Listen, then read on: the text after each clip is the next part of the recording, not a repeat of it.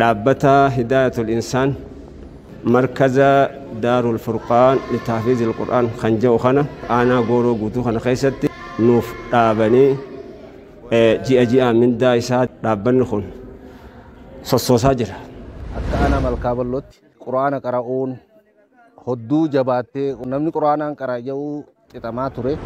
Dhaaba gaariidhaatu nu dhaabbate hawaasni bal'aan akkanuma gammadee tola ooltummaadhaan kafaltii takka malee ilmaan islaamaa bakka iyyuutti kaataatti quraanni hifziin gadhaabbatu waan akeeka kaayyoo bareedduu qabanii behana sababa haa guddisuun jaa markaza hifzii quraanaa nu dhaabbatee jira.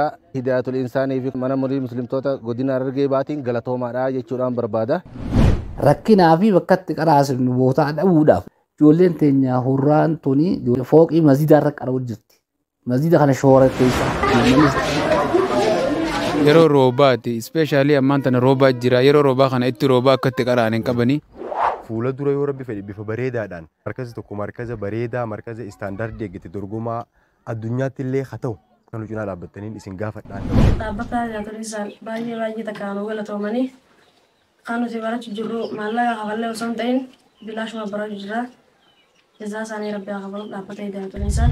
Markazni kun eegaa asitti dhaabbate ji'a lama yeroo ji'a lamaan kana keessatti akkuma isin gartan bu'aa gaarii agarsiisuu danda'a. Dhaabbannaa Hidaayatul Insaan Harargee bahaatii miti Oromiyaa akka ol gehu isin cee dhaabbanna akka yoo rabbi nu laaffise inshaallah akka karoora keenyaatti barana shacbaana dhufu keessatti nama hanga tokko eebbifnee baasuudhaaf qophaa'aa jirra.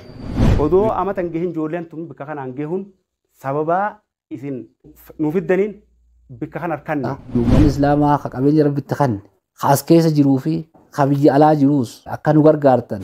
Hawaasni qaceellotti bakka hundaa'u dhaabbata Hidaayatul Insaan jedhu kana gargaarraan nuti asii bakka jiru hundannuu gabbate.